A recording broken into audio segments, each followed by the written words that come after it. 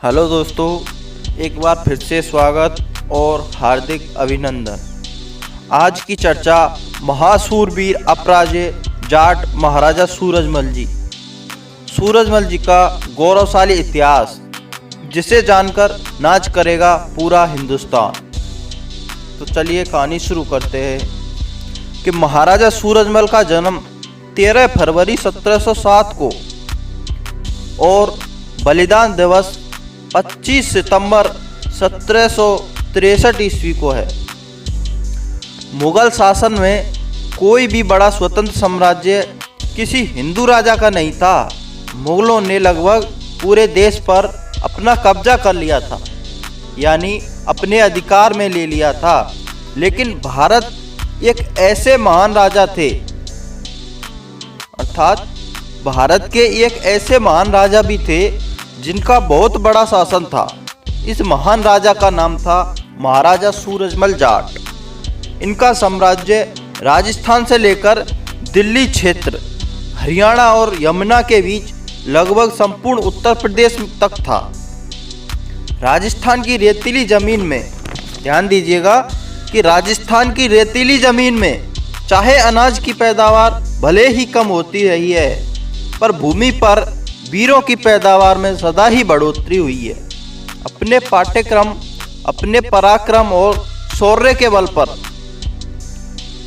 इन वीर योद्धाओं ने राजस्थान के साथ साथ पूरे भारतवर्ष का नाम समय समय पर रोशन किया है।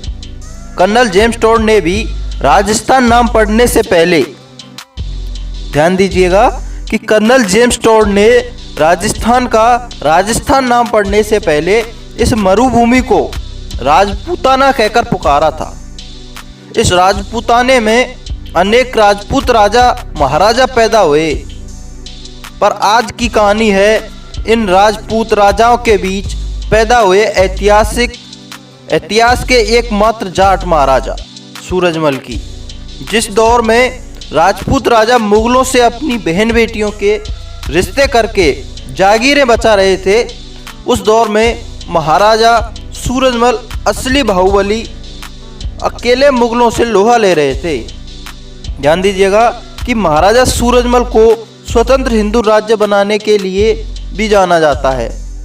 इन्हीं के कारण आज तक जाटों के अनेक क्षेत्रीय राजा और जमींदारों को उनका सम्मान और पद तथा पहचान प्राप्त हुई है। 1753 तक महाराजा सूरजमल ने दिल्ली और फिरोजशाह कोटला तक अपना अधिकार क्षेत्र बढ़ा लिया था। इस बात से नाराज होकर दिल्ली के नवाब गाजीउद्दीन ने सूरजमल के खिलाफ मराठा सरदारों को भड़का दिया और मराठों ने भरतपुर पर चढ़ाई कर दी। उन्होंने कई महीनों तक कुमेर के किले को घेर कर रखा। मराठा शासक इस आक्रमण में भरतपुर पर तो कब्जा नहीं कर पाए, बल्कि इस हमले की कीमत उन्हें मराठा सरदार मल्हारदेव के बेटे खंडेराव होलकर की मौत के रूप में चुकानी पड़ी। कुछ समय बाद मराठों ने सूरजमल से संधि कर ली। सूरजमल ने एक अवैध किले का निर्माण करवाया, जिसे अंग्रेज 13 बार आक्रमण करके भी नहीं भेद पाए। मिट्टी के बने इस किले की दीवारें इतनी मोटी बनाई गई थीं कि तोप के मोटे मोटे गोले भी इन्हें कभी पार नहीं कर पाए। ध्यान दीजिएगा कि यह देश का एकमात्र किला है जो अवैध रहा है, अर्थात इसको कोई अभी तक नहीं भेद पाया है, यानी कोई इसको अभी तक नहीं जीत सका है। सन 1957 में नजीबुद्दौला और आमंत्रित अहमद शाह अब्दाली भी अपने अमानवीय नरसंहार से सूरजमल की शक्ति को ध्वस्त नहीं कर सका। महाराजा सूरजमल ने मसवी खां फर्रुखनगर को हराया, मीरबख्शी गाजुद्दीन खान के नेतृत्व में विशाल सेना को हराया। पानीपत के अंतिम युद्ध में सूरजमल के कट्टर शत्रु बाजीर गाजुद्दीन खान ने भी आत्मसमर्पण करके संधि कर ली। 14 जनवरी 1761 में पानीपत की तीसरी लड़ाई मराठा और अहमद शाह अब्दाली के बीच हुई थी। मराठों के 1 लाख सैनिक में से आधे मारे गए। अब मराठों के पास ना तो पूरा राशन था और ना ही इस इलाके का उन्हें कोई भेद था, मतलब इस ज्ञान था। फर्क दिन में भूखे सैनिक, कई दिनों तक भूखे सैनिक युद्ध में क्या करते, जख्मी हालत में भूखे प्यासे वे सब मरने के कगार पर थे और ऊपर से भयंकर सर्दी के मारे आधों के पास तो ऊनी कपड़े भी नहीं थे। 10 दिन तक महाराजा सूरजमल ने उन्हें भरतपुर में रखा, उनकी दवा चिकित्सा करवाई और भोजन और कपड़ों का इंतजाम भी करवाया। महारानी किशोरी ने भी जनता से अपील की, अनाज आदि इकट्ठा किया। कहते हैं कि कुल 20 लाख रुपए उनकी सेवा पानी में खर्च हुए। जाते हुए हर आदमी को 1 रुपया, 1 सेर अनाज और कुछ कपड़ा दिया ताकि रास्ते का खर्च निकल सके। अनेक किलों और स्थलों का निर्माण कराने से अनगिनत लोगों को रोजगार दिया। अनेक विवादग्रस्त स्त्रियों को मुगल राजाओं से रक्षा की।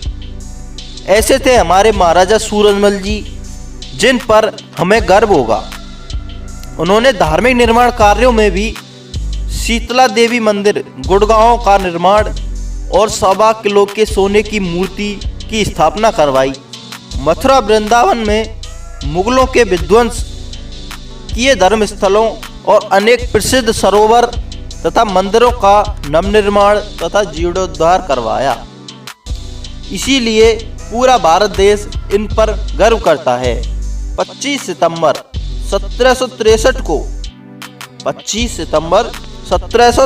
को नवाब गजुद्दीन दौला के साथ युद्ध में विजय के उपरांत भरतपुर लौटते समय धोखे से कम सैनिक होने की वजह से वीरगति को प्राप्त हो गए। इसी दिन के उपलक्ष्य में हर साल 25 दिसंबर को बलिदान दिवस मनाया जाता है। ऐसा धोखा सरल जाटों के साथ होता आया है, लेकिन अब नहीं होने देंगे। सभी जाट भाई बहनों से अनुरोध है कि इस विषय को अपने अन्य जाट भाई बहनों तक अवश्य शेयर करें और आपका एक शेयर करना महाराजा सूरजमल को पुष्पांजलि अर्पित करना होगा। धन्यवाद। और यदि आपको हमारी वीडियो अच्छी लगी तो हमें कमेंट सेक्शन में ज़रूर बताएं। और जो भी हमारे श्रोतागण बंधु हैं हमारे YouTube चैनल पर नए हैं तो वो चैनल को सब्सक्राइब करना ना भूलें। धन्यवाद।